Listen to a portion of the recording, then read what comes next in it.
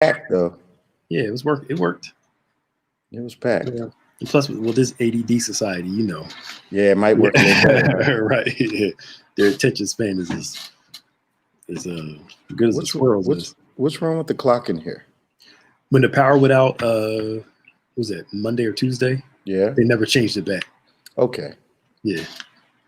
Yeah. That's what happened. Hey, Ava. Hi, Ava. Wagwan, as they say. What's going on? Yeah, that was good. That was good. Oh. Hey, Ada. Ava and Ada. Ada. Thank you, Ada. Thanks for joining us again today. Kiana's on too. Hey, Kiana. Yeah, yes, we lost power last week or something like that, didn't we, Pastor Nick? Last week? It was a Sunday night, a real heavy wind day. Okay. Yeah. It knocked it out for a few minutes. Teresa Forston. Hi, Teresa. Is that New Orleans, Louisiana? Teresa, are you from New Orleans? Hi, Stephanie, Nicole. Pastor Dean, how are you, sir? Paul Dean is on? Yes. I knew I felt a quake in the anointing. The presence is here. The presence showed up in Paul Dean. Praise the Lord. Grace, mercy, and peace, sir. Grace, mercy, and peace. Yeah. Yeah, Jeremy, listen to it over and over again, man. Thank you, Stephanie. I don't know, Jane. That was pretty straightforward. I thought that was in your face. Okay, there's another Forston that listens to us from New Orleans.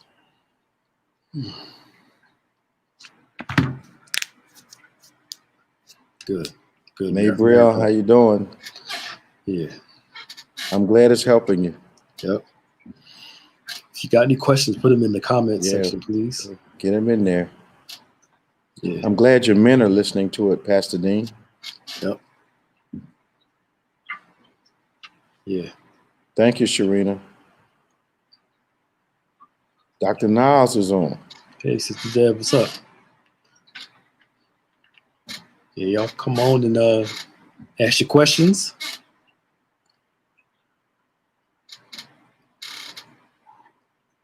Hey, D. Yeah, D, how you doing? How are you?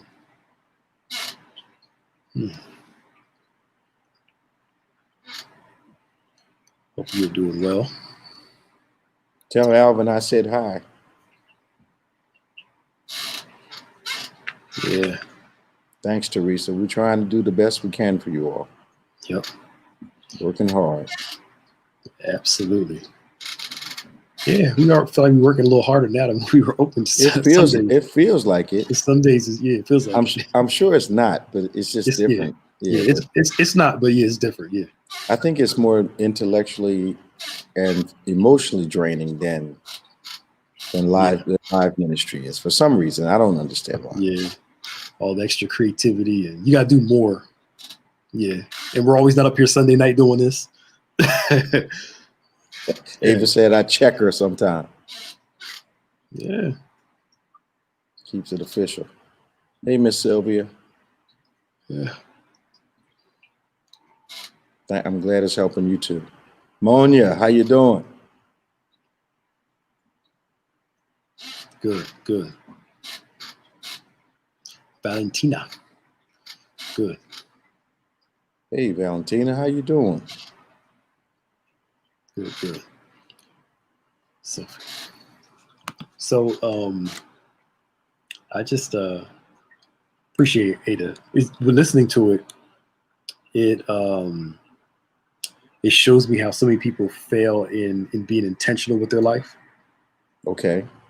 When you were talking about the assessment part, what you need to adjust, I don't think a lot of people do that.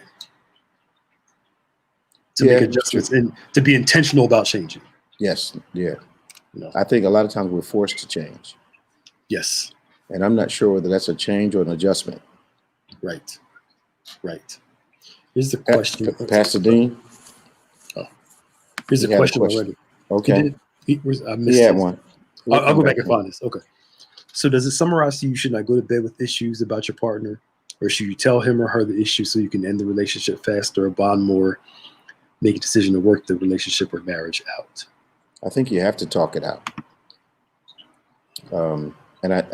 But the other thing that's really revealing is this: the strength of your communication, I think, is directly related to the strength of the relationship. Because it is virtually impossible to build a strong relationship without having good communication. Mm-hmm. And I think that the great revealer of weaknesses and the lack of ability to repair is when two people don't establish the right conversational atmosphere. Because I think communication, in all the counseling sessions I've ever done, communication is the number one question I ask, because communication affects intimacy, finances, flow of the house, structure, flow of the relationship, responsibility, accountability. It starts with communication. Yep. So if you, and a lot of times we will try to build a relationship with a person who is not communicative with the hope that they will become, and be eternally frustrated in that relationship because you don't have a person who communicates, and invariably find yourself trying to have fruitful conversations with people outside your relationship. Is that making sense? So, Paul, should an alpha male date an alpha female? I think it can be done, but I think if they're both not good communicators, and the alpha is more emotional than intellectual and spiritual, I think you'll have a problem. Did y'all catch that? Yeah. Sometimes we think people are alpha because they're emotional and aggressive. Right. But alpha is more of a state of mind. Yep. Yeah. So it can be extremely difficult and frustrating. Yeah. So Kife, my question tonight is a single man worth a lot to someone to be a leader so he can bring them up out of depression? Can a man put a more positive output in a relationship so it can work out? So it can work? I think if the person is prone to recovery, yes.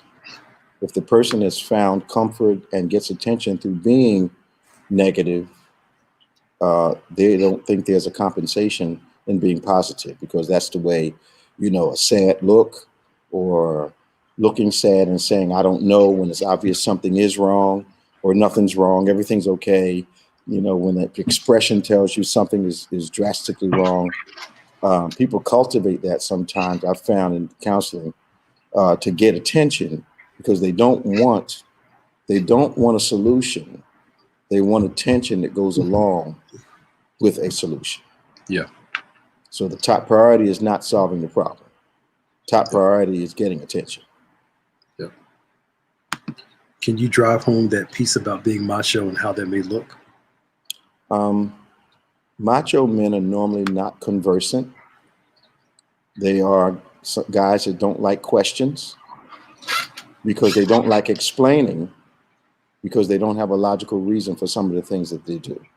Mm-hmm. So macho is a cover. It's like a blanket that covers insecurity, a lack of communication, a lack of insight, and it's a general excuse.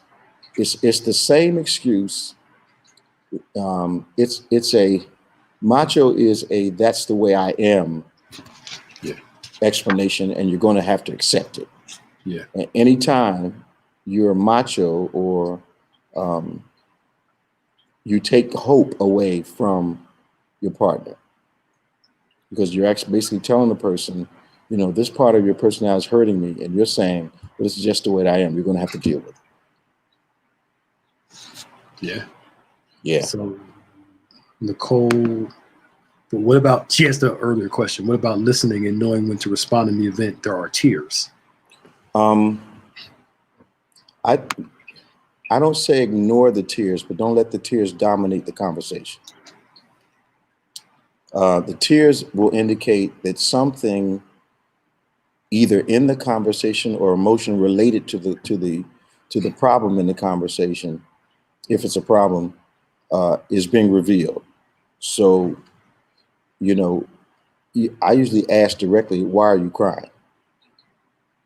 And the why are you crying can reveal to you whether the crying is a tactic or a real emotion.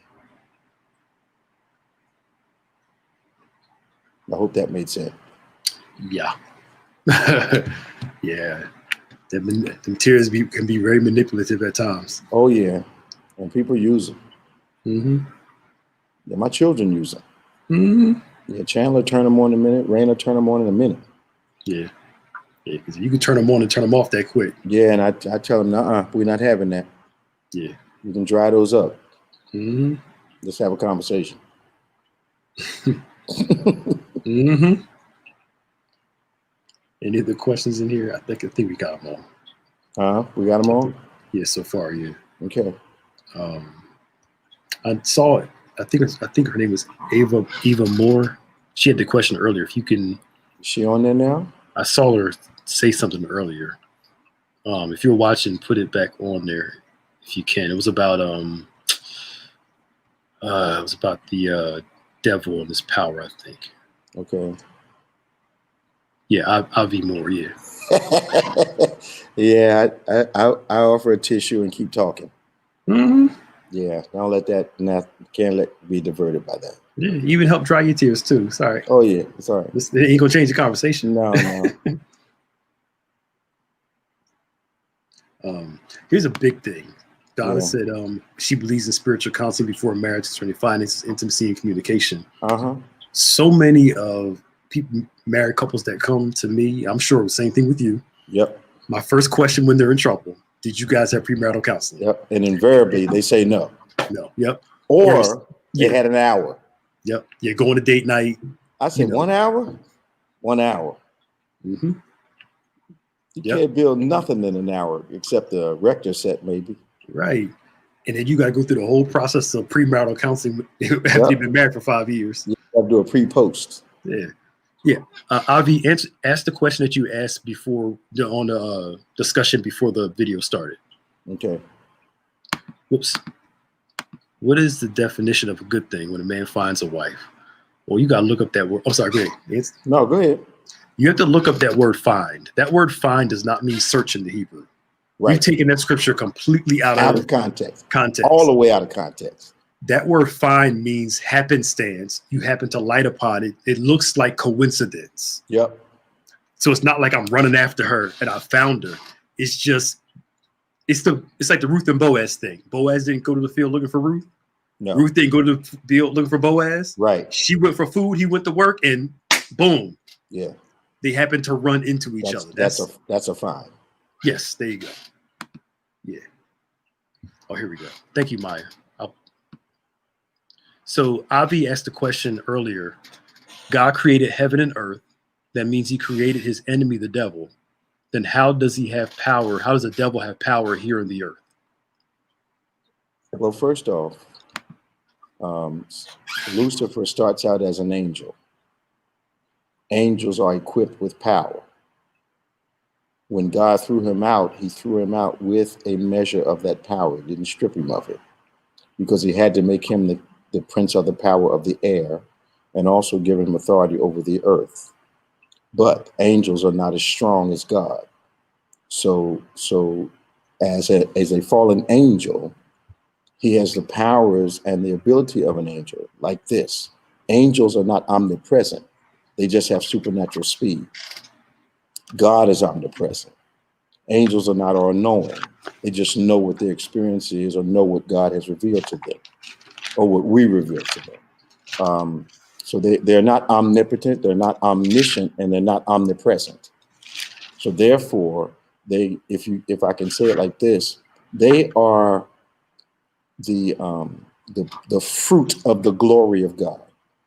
They are a manifestation of God. Angels are a manifestation of God in the way that he needs them to be. So Lucifer himself started out being really close to God, but decided he was going to be God. So then Lucifer became fallen. So he's an angel who has fallen, and we call those angels that are fallen demons. That's the short explanation. Yeah. So of course God has power over them, and through Jesus Christ we also have power over them. So Keith wanted to know about Proverbs 17:17, where it talks about Okay. a friend loveth at all times, and a brother is born for adversity. Okay. Friend, he wants, I guess, an explanation on. You want to take that one? Sure. I mean, to me, this whole scripture, a friend loveth at all times, a brother is born for adversity, kind of shows, if I can say it like this, time and circumstance with a person. Right. Proves who they are. Right. All right. Because a friend loves at all times, but you don't know that until you've been through a whole lot of times. Yeah. A brother's born for adversity, that God will send some people into your life too that can help you during difficult seasons. And I don't know if we want to get caught up on I got to research it more between the friend and brother piece. But well, here's it's our version of it is the ride or die friend. Yes. Yeah. The one that stays with you through a crisis. Yeah. You know, and some people have friends inconvenience when it's convenient, and some have friends through seasons of inconvenience. Yes. Yep. Yeah. And the ride or die thing too, y'all, is I shouldn't put you through a crazy ride and expect you to stay, because that's what we do. No. Yeah. You know, I can send you on a crazy trip, and just to test you, you gonna fail that test. That's a toxic person. Try messing with your friendship. They don't value it. Yeah. I think one of the things that happens, Pastor Nick, people think friendship demands that you test the strength of the friendship with negative things. Right. Not knowing that those tests diminish the integrity of the friendship. Yes. And the strength of the friendship. Yes. So some people don't know how to care for a friend. Yes. So true. So true. Any of the questions, throw them in the comment section. I might as well. We always get in trouble anyway, so go ahead. I'll throw it out there. Even some of our gospel music and some of our preaching in some black churches, everything is either somebody else's fault. Somebody else did you dirty. It's never really a song about our responsibility in the relationship. No. And I wonder if even some of the stuff we listen to contributes to our toxicity. I think it does. Okay. All right. I think it, do you think, Pastor Nick, that it reinforces to a point where we turn a negative into a positive, even though we know it's not a good trait? Yes. Yeah. Okay. We turn the victims real quick. Yeah. It's always what somebody else did to us. Church hurting somebody else that hurt us, but we never talk about, did we play a role? Could we have done or said some things better? Yeah. You know, almost like we celebrate brokenness and not blessing. Right. And we don't understand John 15. It is impossible for God to grow you without cutting you. Yeah. Yes. That's good. So Sid wants to know, why do some people take on toxic people like a project, like someone to be conquered? Lacking something within themselves. Some people can only feel good, Sid, when they're around needy people. That way they feel wanted, even though the relationship might be detrimental to them. They get the compensation is feeling wanted and feeling needed. So a drastically flawed person, you will find an individual staying with that person for a long time, simply because their dysfunction causes them to feel needed all the time. Yeah. And then they'll complain about the dysfunction, but they won't leave it because the dysfunction is making them feel wanted. Yeah. It's so insane. Pastor D wants to know, if a man is getting 10 times better, but the woman is not growing, what does the man do? It's an uneven yoke. Yeah. It's an uneven yoke because if the person is proper for the yoke and the nature is the same, both of them should experience growth in the yoke based on, pulling life together. A lot of times I think we don't wait long enough to find out a person's nature. Yeah. Because the personality that's presented does not always reveal the nature of the person. Yep. Yep. Sure. How do you get a man to understand love languages? Tell him. Thank you. Just tell him. And it's not if you wait for someone to discover what your love language is, who does not have that kind of discernment or doesn't care enough to look for it, and if you're hiding it, he will never know it. Yeah. So people play better when they know the rules. Yep. Mm-hmm. So we can't get caught up in, if they love me, they'll know what I want and know what I need. It doesn't work that way.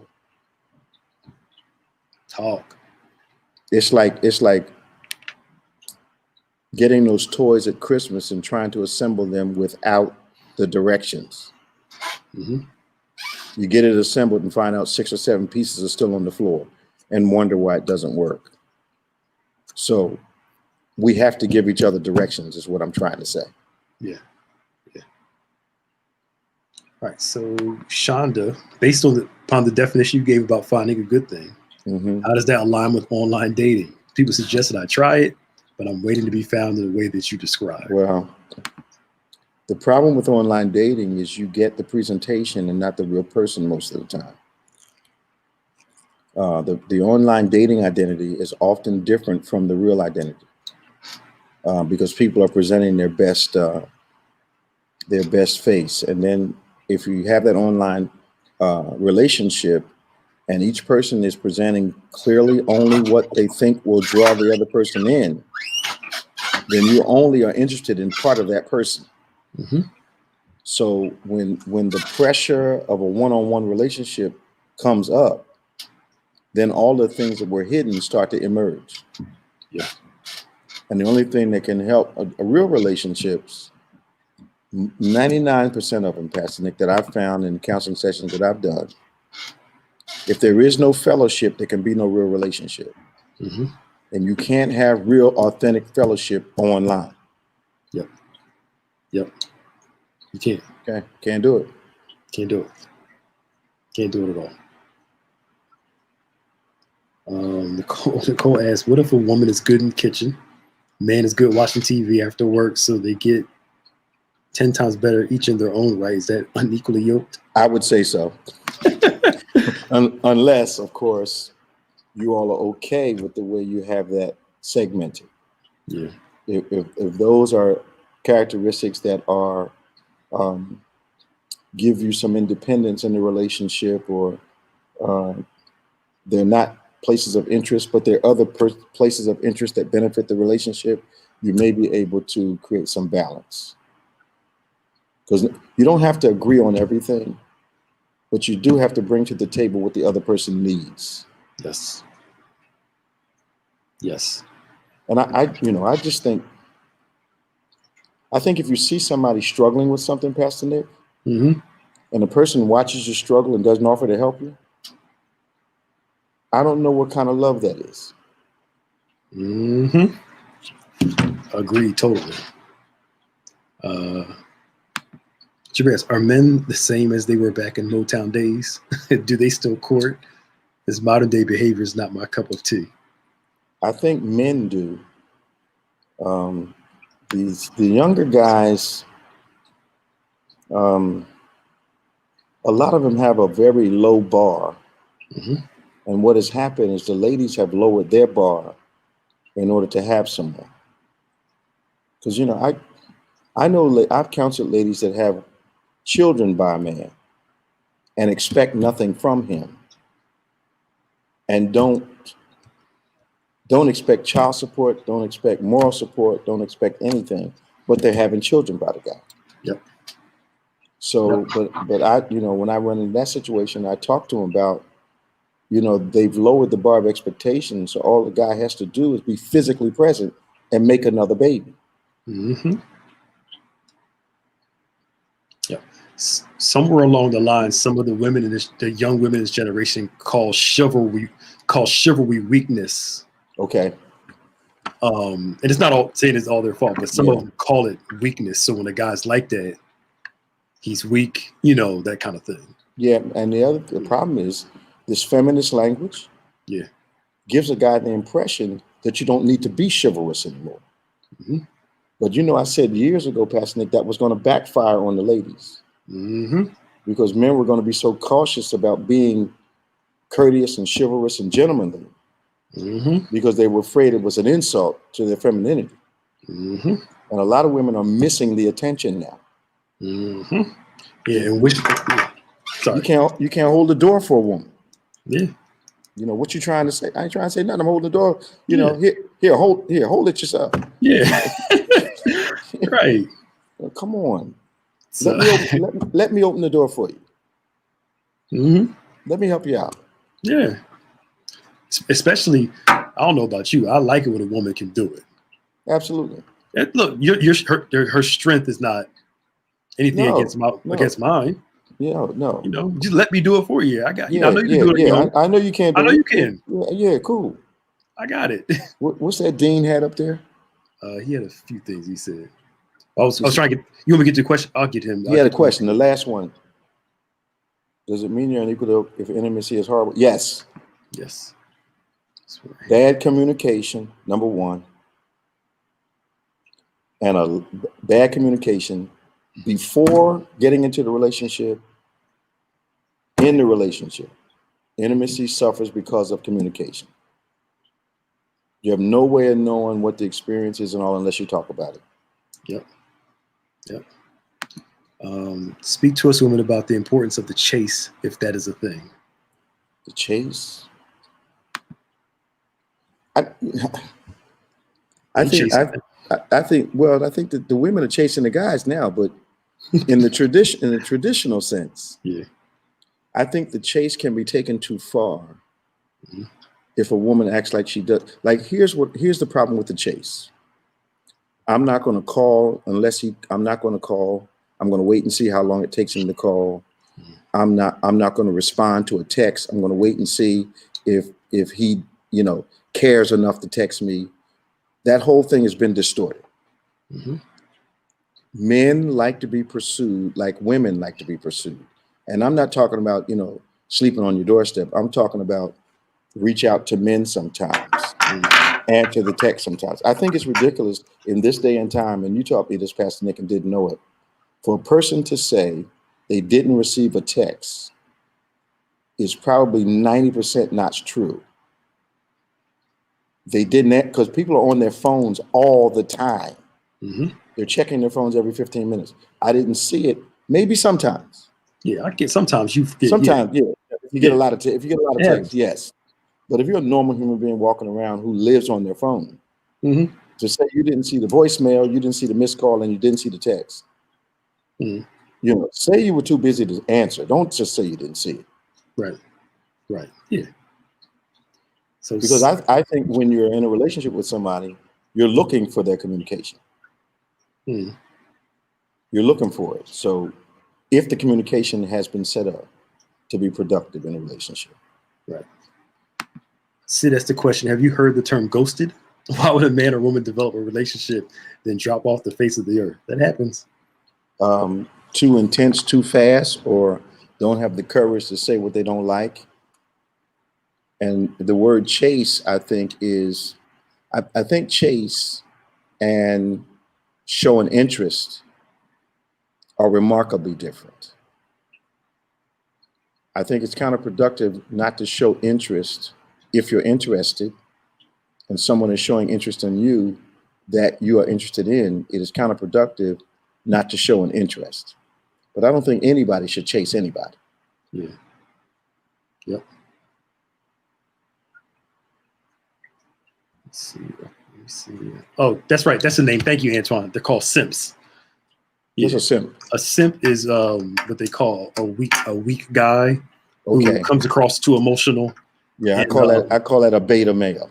yeah, they simping. Yeah, That's a beta male. He's yeah, scared to say what he doesn't like, scared to say what he does like, feel like he has to agree all the time. That's a beta male. yeah. He's got a. Yeah, they call it simping. And we called them punks back in the day. yeah, yeah. And then sometimes they'll take a guy who's very chivalrous, very nice, and call him a simp because they're not used to good treatment. So it depends on the usage and the type of woman too. Yeah. You know, like I get. I remember you said this years ago. When a man and women argue, he's like, "Man, look at her face, look at her eyes. Mm-hmm. Sometimes she might be getting turned on." Right. It shouldn't take for us to have to argue for you to be like, "Oh, he's no." Like who? That's twisted. Yeah, it's twisted. Come on. You want to show a strength? Bring some barbells into the room. Let me lift those for you. Right. Keisha Bryant wants to know. Good evening again, Bishop. Question: even though my mom and sister passed, how do I keep myself? And I'm still missing both of them. My mom had 2 girls, but I'm only girl living as an adult. I don't ever, Keisha, ever listen to anyone that tells you you should not miss them. Hear me clearly now. The death of a loved one, especially a parent, is not something you get over. You're not supposed to get over your mother, get over your father. You're supposed to get through it. The whole part of grief is not a curse. Grief is a gift that God gives us to get us from shock, to escort us from shock to acceptance. Acceptance does not mean you won't miss them. If people miss bad parents, if you had a good one, certainly you're going to miss them. Yep. So never let anybody give you the impression, you ought to have more faith. Faith has nothing to do with missing a loved one. Yep, absolutely. And we encourage you this Thursday in December, we're doing 2-part series on managing grief during the holidays. Okay. So that's this Thursday at 7:00. We're working on that panel now. And I think if you are going through a very difficult time with the passing of a loved one, the series I did in February, was it, yes. Pastor Nick? Your heart will beat again. I think it was the end of February into March, I believe. All right. Your heart will beat again is the name of this. Wasn't it? Yeah. Your heart will beat again. My heart will beat again. Yep. Yeah. Your heart will beat. It's on YouTube. Yeah. If you go there, I think it'll bless you. And anybody else that's listening tonight. Yeah. Your heart or my heart will beat again. Yeah. Yeah. And I meant to tell you about Thursday too. So what's Thursday? I was gonna see if you were open. I'm checking with Cynthia now. The panel for mourning for grief, how to handle grief during holidays. Okay. I'm gonna see what your appointment schedule's like. Well, thanks for telling me. We're working some stuff out. We had to make some adjustments, so we got our Thursdays mixed up. Nicole has another good one. Let me see.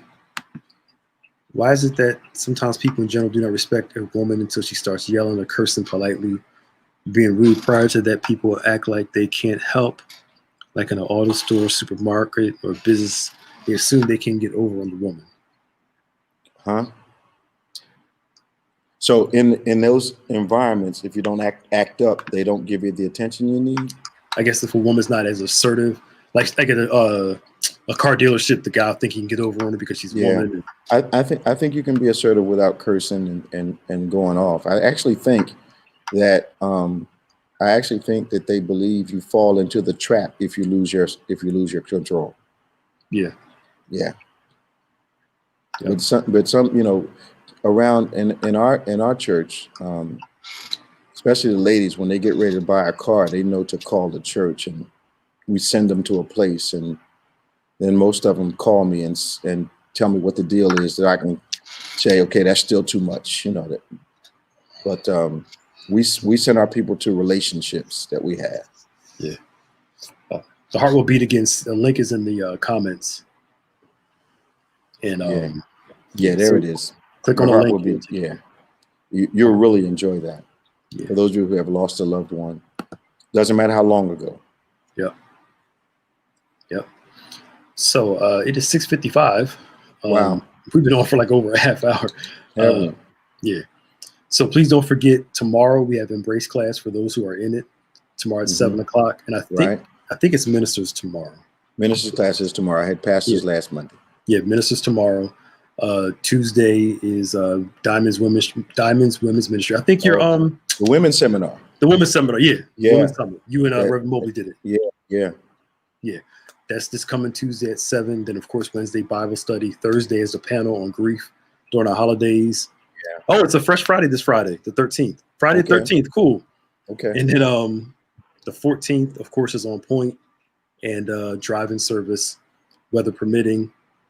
And then we'll be back next week with another 10 times better. Jason said it's 9:56 a.m. where he is. Where you at, Jason? Where are you from? He said a.m. Did he mean p.m.? He must mean p.m. Okay. Oh, yeah, the recap tomorrow at 5:30. The recap for for Sunday service. 5:30 tomorrow. If you didn't see the services today, I would take the time to look. Amazing time we had with the Lord. Oh yeah, I think Jason's in New Zealand, I believe, because he comes on. Jason's in New Zealand. Okay. Yeah, because they're ahead of us. They're 24 hours. 24 hours and 2 hours, something like that. That's right. Yeah, because when you flew over there, you were or it's 22 hours or something, whatever it is. Yeah, I know, but you were in another day that you had to come back. Yeah. I left on I left on Monday, got home on Sunday. It was left on Friday, got there on Friday, left on. It was wild. Yeah. Oh, he's from Australia. Sorry. We had a great time both in Australia and New Zealand. We ministered there. It was great. Yeah, he's from Australia, and it's Monday morning. Thanks for joining us, Jason. Yeah. Let's be our last. Can you give me some scriptures to read on my spare time? Thank you, so I can read on my free time. Any ideas? This is what I would do, Keish. I would start in Genesis and John. Exodus. Where's that? Acts. Okay. Exodus, Genesis and John, Exodus and Acts. I would start there. Leviticus and Hebrews. Genesis and John, Exodus and Acts, Leviticus and Hebrews. Yeah. And I would read those pairs. Because Genesis will relate to John, Exodus will relate to Acts, Leviticus will relate to Hebrews. Yeah. Oh, and I forgot. Yeah, we started on Sundays at 11 o'clock. We have a Zoom class for our kids. Yeah. Where the teachers are on with the kids. Yeah. And they talk to them there. They'll enjoy it. They'll enjoy it. They got somebody from New Zealand on too. Cool. Hey, Belva, how are you? Yeah. I preached for almost a week in New Zealand. Yeah. That's cool. Now that's a place you wouldn't probably go scuba diving down by their reef too. No. You wouldn't do that? No. Well, I did get in the water in New Zealand. I didn't get in the water in Australia. Okay. Yeah, because those great whites are just a little too intimidating for me. Oh no, I wouldn't even go in there at all. I'm good. Nah. New Zealand is a wonderful place. Australia is a wonderful place. But I met some great people in both countries. Yeah. And I preached for a week in New Zealand too. Yeah. Yeah. That's cool. All right, y'all. 6:59. See you later now. See y'all later. Bye. God bless you. Bless you.